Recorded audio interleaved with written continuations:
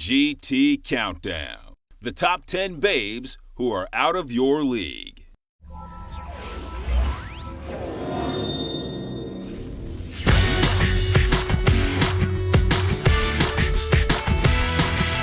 Beautiful babes are no stranger to the GT Countdown, and can you blame us? Everywhere we look, there's sultry digital delicacies luring us with their sexuality and mocking us with their inability to cross over into our world. Well, let's imagine for a moment that they could. Even then, some of our favorite females would still be unobtainable. Whether they're freaks, furries, or fated to be kidnapped into eternity, the following 10 babes are definitely out of your league. Stay close. I want to look around. Number 10. Crystal, Star Fox Adventures. Gazing into the crystal ball, you'll notice a pair of assets that certainly manage to make being attracted to furry creatures less weird. Okay, maybe not, but this foxy 19-year-old stirs what little semblance of a furry fetish anyone might have. Foxes are cunning, sly, and smart, qualities that we all would like in our significant other. And this girl also knows how to handle a staff. As an honorary member of the Star Fox team, we can only hope that she'll replace Slippy's ear-piercing cries with something a little more soothing.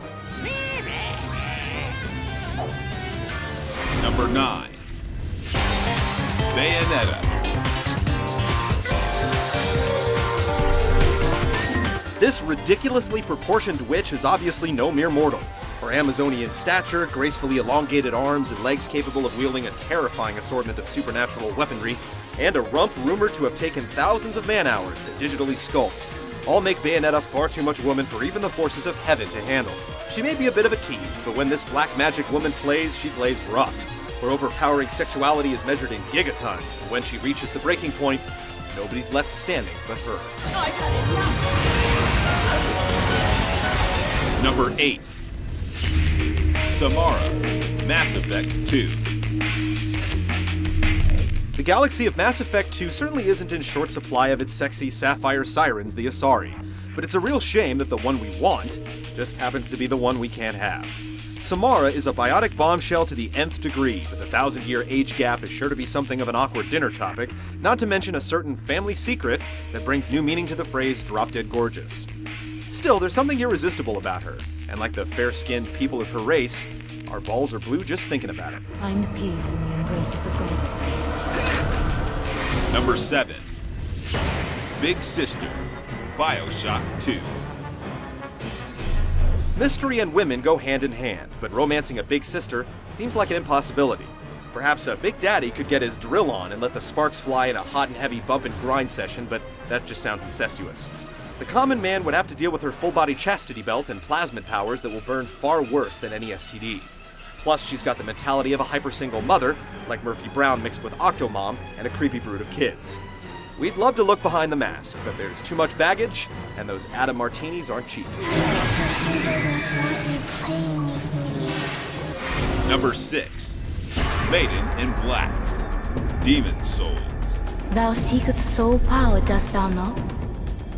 Then touch the demon inside me. Why, miss, we'd love to touch the demon, assuming that's a euphemism. What? Oh, it seems you really are a demon. One that can't die, so you're into that S&M stuff. Well, thanks for letting us level up and all, and that no eyeballs and barefoot look really becomes you, but we've heard you're still into the old one, and a revenge hookup is never a good idea, especially with crazy goth girls. We'll take our chances with a Black Phantom. Number 5. Shiva, Final Fantasy.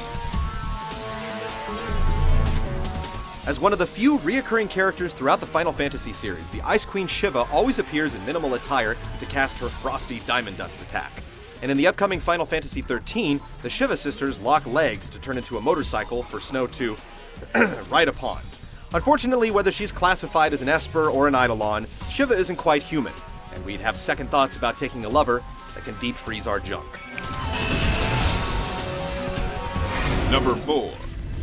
Princess Zelda and Princess Peach.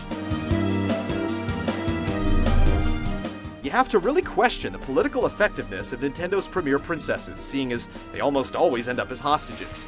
But there's something behind their prim and proper presentation that continually draws even the most legendary of heroes to their court.